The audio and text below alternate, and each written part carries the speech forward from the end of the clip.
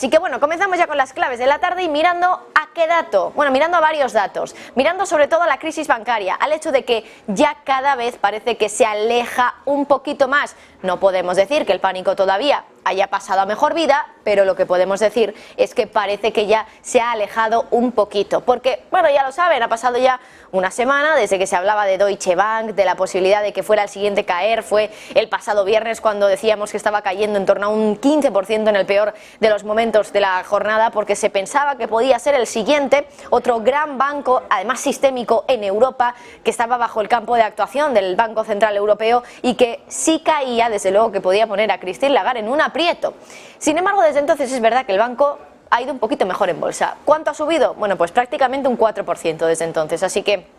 no ha recuperado ni mucho menos la caída que sufrió el pasado viernes, pero tampoco ha seguido cayendo. Y bueno, esta semana, por primera vez desde principios de marzo, parece que ha vuelto la tranquilidad a los mercados. Les comentábamos también que el S&P ha subido en torno a un 4%, el IBEX en torno a un 5%. No hemos tenido nuevas caídas bancarias, ni tampoco demasiado miedo porque puede haber otra ficha del dominó temblando. Pero, eso sí, en Estados Unidos, se lo avanzábamos antes, hay un banco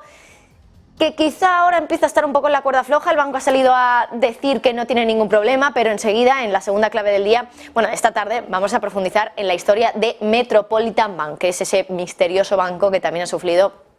un desplome en las últimas horas. Los mercados, desde luego, están relajados esta semana. El IBEX, como les decía, lleva una subida de casi el 4%, el S&P 500 casi un 3%, y hemos conseguido aquí en Negocios Televisión 3 gráficos que nos ayudan a explicar un poco por qué ese pánico bancario que parece que ahora está empezando a alejarse, lo está haciendo un poco como si fuera un nubarrón negro que desde luego ves desde lejos, te da un poco de miedo, pero ves que se está yendo y dices, uff, me he quitado un peso de encima porque no va a haber tormenta. Eso parece que es lo que estamos viendo ahora en los mercados y en la economía en general, sobre todo en el sistema bancario. Así que vamos a empezar con ese primer gráfico de los 3 que les decíamos que nos pueden invitar a pensar que por lo menos los bancos, en este caso las entidades financieras de Estados Unidos, están empezando a pensarse que esa crisis o ese pánico bancario queda un poco más lejos. ¿Y por qué digo que es algo que están empezando a pensarse los bancos? Pues porque realmente todos estos gráficos nos indican que ya no están pidiendo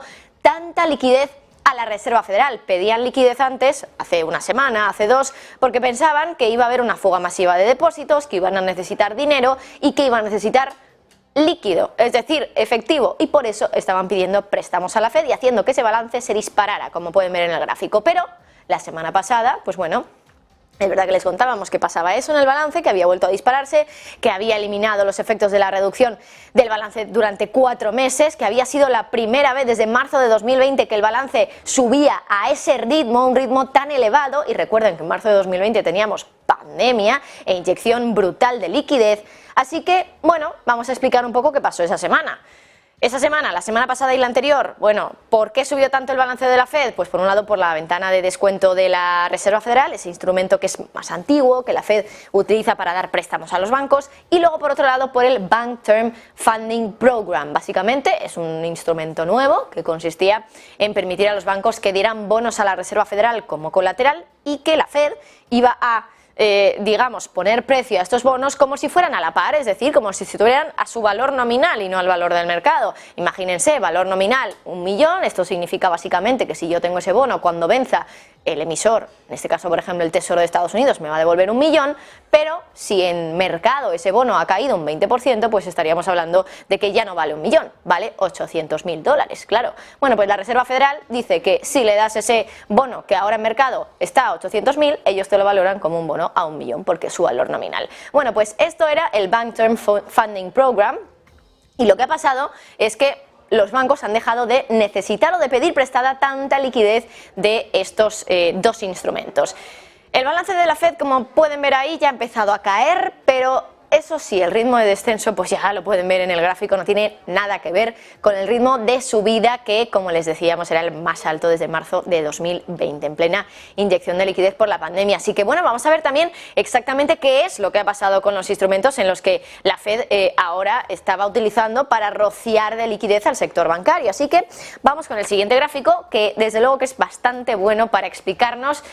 ¿Qué estaba pasando con esos depósitos? Bueno, aquí vemos 4 factores, vamos a ver si podemos poner el gráfico correcto, porque este es otro gráfico que, bueno, también nos está indicando qué es lo que está pasando con la liquidez de la Reserva Federal, pero teníamos otro gráfico donde vemos por barritas también exactamente qué es lo que está pasando, ahí lo tenemos. Bueno, por un lado tenemos los préstamos de la ventana de descuento de la Reserva Federal, que en ese gráfico podemos ver, y yo les digo el número, que han caído en concreto en 22.000 millones en la última semana, hasta los 88.000 millones. Luego tenemos los préstamos en el nuevo programa de financiación a plazo bancario de la FED, que es eso que ven en un azulito un poquito más intenso, que es el que está justo en medio. Esos préstamos, bueno, esa liquidez ha aumentado en 10.700 millones a 64.400 en la última semana, esa es la que ha subido. Y luego, por ejemplo, tenemos los préstamos en la línea de recompra extranjera, en la repo extranjera, que han caído a 55.000 millones desde los 60.000 millones anteriores. Básicamente, ¿qué estamos queriendo decir? Pues que los bancos están pidiendo menos liquidez a la Reserva Federal porque hay menos miedo a que la crisis bancaria realmente sea algo, o sea una crisis más bien, y no sea un pánico bancario, que es lo que hemos tenido hasta ahora. Insistimos, hablamos de crisis, pero realmente para poner encima de la mesa qué es lo que ha pasado realmente, estamos hablando de un pánico que podría desencadenar en una crisis, desde luego, pero de momento sigue siendo un pánico. Los bancos centrales nos están diciendo que, bueno, que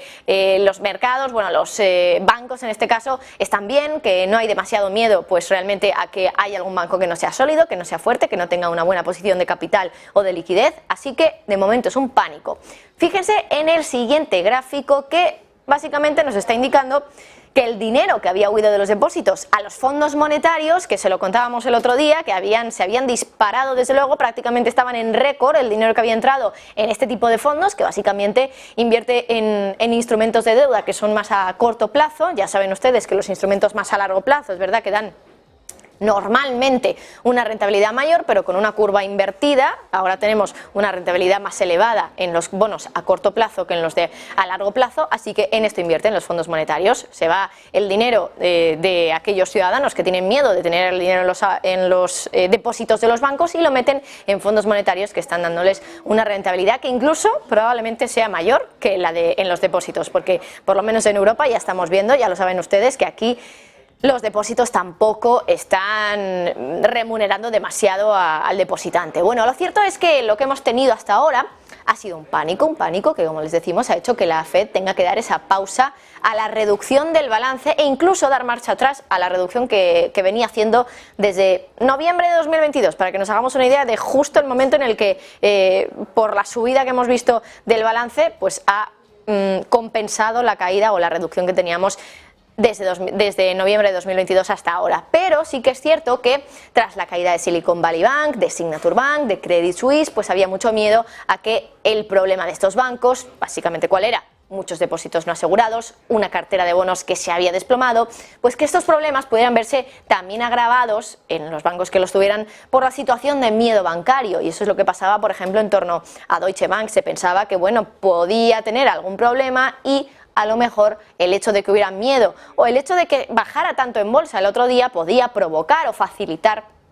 que hubiera más problemas en torno al banco. Pero sí que es cierto que, claro, hemos visto en todos estos datos, en todos estos gráficos que les estamos mostrando, que la gente no está yendo tanto a fondos monetarios. Por lo tanto, entendemos que también se está quedando más en esos depósitos, porque confían, después de todo lo que han dicho también las autoridades de Estados Unidos, de que van a proteger a todos los depositantes, o que están abiertos a hacerlo, más bien, después de todo lo que hemos visto en muchos bancos, que también han intentado dar cuenta de lo que estaba pasando en sus entidades. Después de todo esto, estamos viendo cómo la gente se está quedando más en los depósitos, y que además los bancos no están pidiendo tanta liquidez. ¿Y qué pasa? Pues que, por ejemplo, incluso desde Wells Fargo ya han dado por cerrada la crisis bancaria. Básicamente han dicho que esperan que el descuento de la crisis bancaria ya desaparezca por la nueva liquidez de la Reserva Federal, por las resoluciones recientes de los bancos más débiles, las caídas y, ya saben, las quiebras de los que hasta ahora eran los más débiles pero que ya no están, y también por las probables nuevas regulaciones. Recuerden que también Biden ha dicho que va a tener en el punto de mira al sector bancario para aumentar la regulación que hay sobre él. Así que, claro, todo esto nos puede hacer pensar, los bancos creen que ese pánico bancario quizá haya pasado a mejor vida. Bueno, veremos si realmente ha sido así. Pero lo cierto es que